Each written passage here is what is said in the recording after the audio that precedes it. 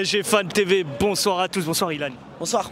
Alors ce soir c'était la première journée de la Ligue des Champions, réception de Gérone.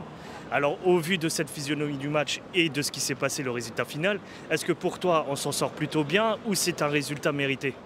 C'est un résultat logique, on va dire que la logique a été respectée. C'est quand même, sans manquer de respect à Gérone, l'adversaire le plus abordable de tous les adversaires que tu vas avoir à jouer. C'était bien de la merde. C'était bien de la merde. Comme on dit chez moi, das war scheiße. Das war grosse scheiße. Qu'est-ce qui t'a dérangé là-dedans? Qu'est-ce qui m'a dérangé là-dedans? L'entame de match. L'entame de match, dégueulasse. En fait, c'est simple, c'est t'arrives, tu poses les pieds sur la table et t'enlèves pas les baskets. Clairement, c'est ça. T'enlèves pas les baskets et puis tu vas pas au bout de tes idées. T'as le ballon mais tu fais rien avec. Ça tourne autour, il se passe rien. Et il y a des joueurs que tu vises quand tu dis ça? Déjà, il y en a un, je vais le praliner ce soir. Okay. Asensio, tu étais en état de jouer? Parce que franchement, dès la 5e, 6e minute, sur les courses, sur tes déplacements, je vois dans ton attitude, on dirait t'as mal, tu grimaces, t'es bizarre, genre. Est-ce que t'étais à 100% pour jouer ce soir ou est-ce que t'étais vraiment... Est-ce que tu crois que c'est de sa faute ou c'est le choix de Luis Enrique? Non, mais... Onip, c'est un professionnel. Bien sûr. C'est un professionnel, il a tout ce qu'il faut. Il a les meilleurs médecins, les meilleurs kinés, les meilleurs préparateurs physiques, les meilleurs, même les meilleures gonzesses pour s'occuper de lui.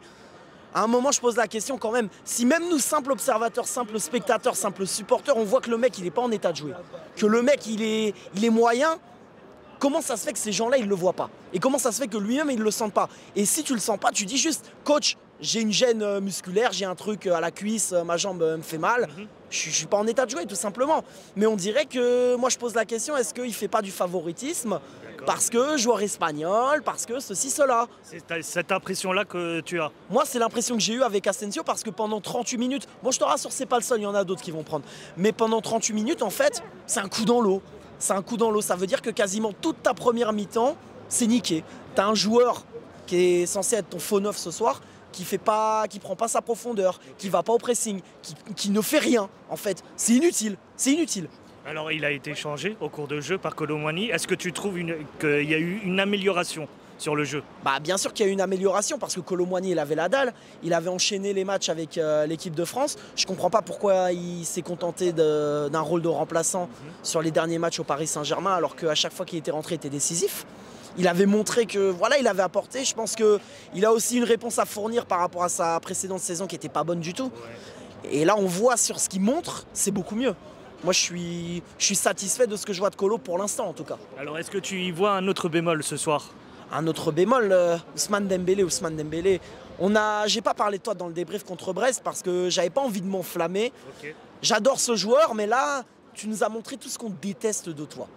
Le mec, en fait, il a voulu faire du Neymar.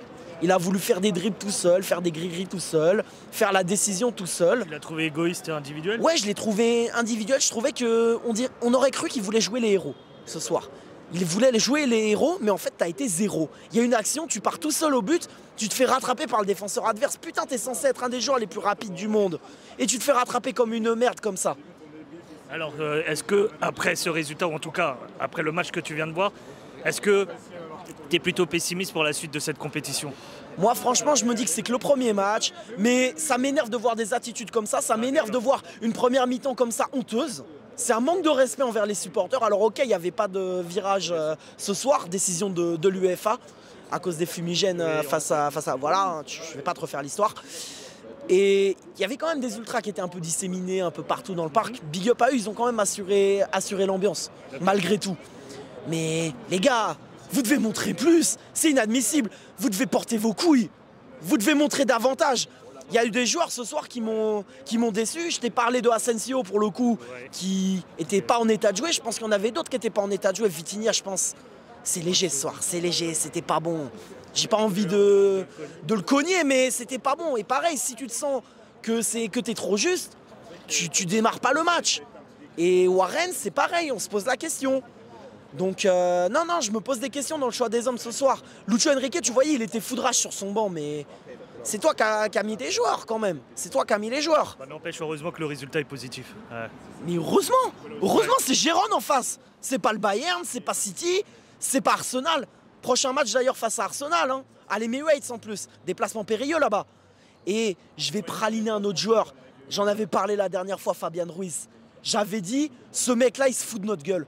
Et désormais, je vais être très clair, je l'ai averti la dernière fois, à chaque fois qu'il pondra une grosse boost sur le terrain comme il a fait ce soir, je vais le praliner à chaque fois. Et me dites pas, ouais, c'est personnel ou je sais pas quoi. Non, il a montré qu'il pouvait sortir les doigts du cul quand il voulait avec l'Espagne. Il a voulu qu'il pouvait aller au charbon. Il a montré qu'il pouvait aller au charbon. Donc maintenant, je veux voir ça ici. C'est tout. Et à chaque fois que tu feras de la merde, Fabian, je serai là pour te rappeler. Je te remercie, Ilan.